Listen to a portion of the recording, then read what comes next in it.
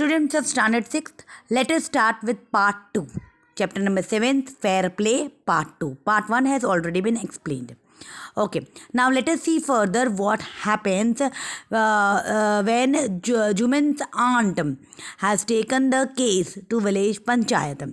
Now let us see what solution has been taken. Okay, Part 2. The panchayat was held the same evening under an old banyan tree. Juman stood up and said, "The voice of the punch is the voice of God." Okay, अब जुमन एक तरफ है और एक तरफ उसकी aunt है और केस जो है मतलब पंचायत जो है वो बैठ गई है उसी इवनिंग उसी शाम बैनियन ट्री के नीचे और जुमन बोल रहा है कि the voice of the panch is the voice of the god, मतलब जो भी डिसीजन पंचायत लेगी वो डिसीजन मैं मानूंगा, उसका मैं मान करूँगा. Okay, so let my aunt nominate the head panch, I will abide by her decision.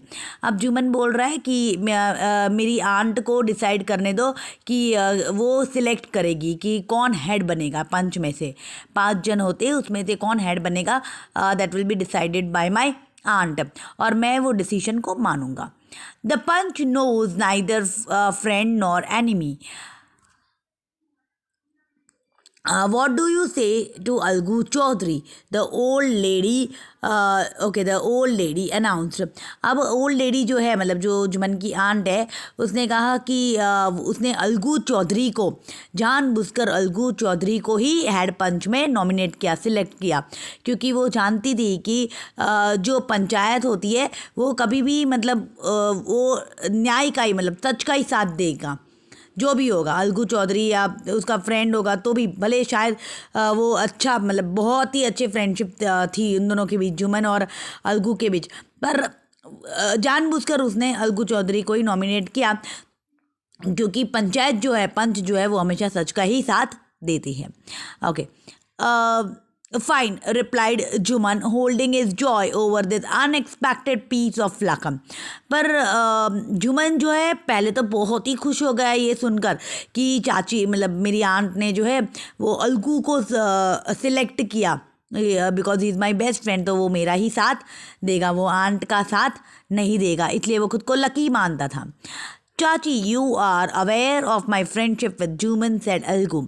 और अलगू ने क्या बोला कि चाची आपको तो पता है मैं और जुमन कितने अच्छे दोस्त हैं.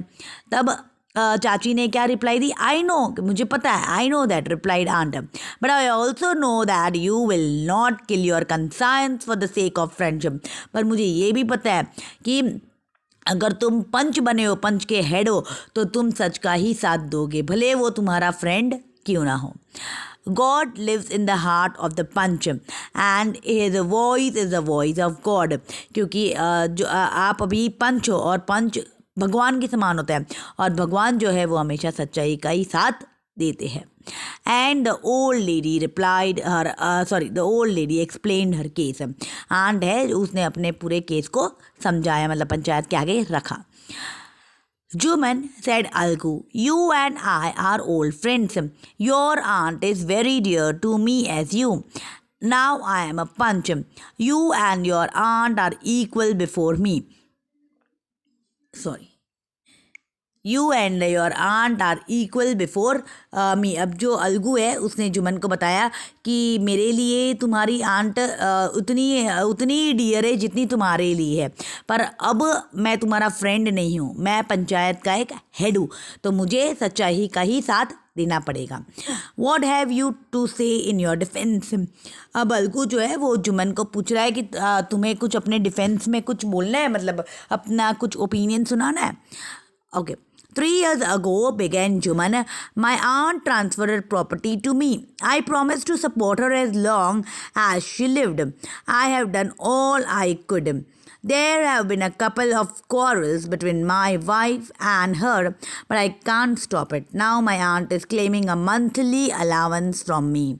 This is not possible. That's all I have to say. अब जुमन ने अपने ओपिनियन में ये सब कुछ बताया कि 3 साल पहले की बात है कि जब मेरी आंट ने अपनी सारी प्रॉपर्टी मेरे नाम कर दी थी और बदले में बदले में मुझे कहा था कि मुझे तब तक रखना जब मैं ज़िंदा रहूं। तो बहुत ही अच्छी तरह मैं उनको रख रहा था कपल ऑफ इयर्स के लिए। पर अभी बहुत ही झगड़े हो रहे हैं, क्वारल्स मतलब बहुत ही झगड़े हो रहे हैं मेरी आंट और मेरी वाइफ के बीच में, और मैं कुछ नहीं कर पा रहा हूँ, मैं उसको स्टॉप नहीं कर पा रहा हूँ। इसीलिए मेरी आंट जो है उसने मंथली अलाउंस मांगा है, मतलब महीने के कुछ पैसे मांगे जिससे वो अपना घर चला सके। पर जुमन बोल रहा है कि वो पॉसिबल नहीं है, वो नहीं दे सकता है वो मंथली अलाउंस। अब देखो क्या बोलते हैं। Jumman was cross examined by Algu and others. Then Algu announced, we have gone into the matter carefully, in our opinion Jumman must pay. अभी अलगू ने बताया कि हमने तो सब मैटर मतलब पूरा डिस्कशन कर दिया है, मैटर के अंदर पूरा हमने इंक्वायरी कर दी है।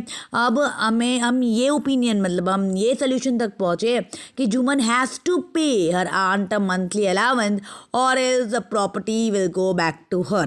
अब कंडीशन रखिए जुमन के आगे कि जुमन को पैसे मंथली अलाउंस देने ही पड़ेंगे, वरना सारी जो प्रॉपर्टी है आंट की वो वापस उसको दे दे, या तो मंथली अलाउंस दे या तो पूरी प्रॉपर्टी वापस कर दे।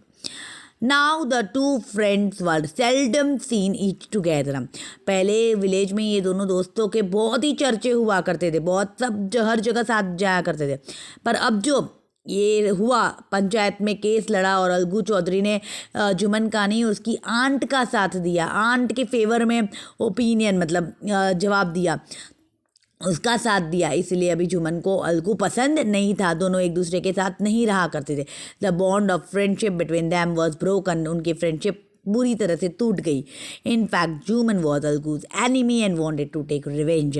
अब जुमन जो है वो अलगू का एनिमी हो गया, दुश्मन मानने लगा था। जुमन अलगू को अपना दुश्मन मानने लगा था और सोच रहा था कि मैं किस तरह उससे रिवेंज लूँ, रिवेंज मतलब बदला लूँ, मैं किस तरह अलगू से बदला लूँ। Okay, so this is part 1 is all about Juman. Juman ने अपने आंट को किस तरह ट्रीट किया, बुरी तरह ट्रीट किया, उसको मंथली अलाउंस देने को मना किया, और फिर कैसे आंट ने केस को पंचायत में लेकर गई, और फिर आंट की फेवर में ओपिनियन सुनाया गया, जवाब सुनाया गया कि जुमन को या तो मंथली अलाउंस कुछ पैसे देने पड़ेंगे आंट को, या तो फिर उसकी सारी जो प्रॉपर्टी है आंट की वो वापस उसको कर दे। तो इस तरह जुमन और अलगू दोनों दुश्मन गए, फ्रेंड से वो लोग एनिमी बन गए, दुश्मन बन गए। और अब जुमन जो है वो यही सोच रहा है कि मैं किस तरह अलगू से बदला लूँ।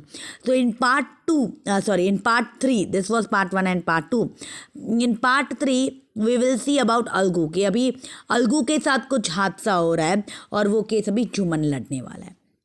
So that we will be reading and explaining in the next session. Till then, students, you can read part 1 and part 2 of chapter 7, Fair Play. Till then, thank you and have a nice day.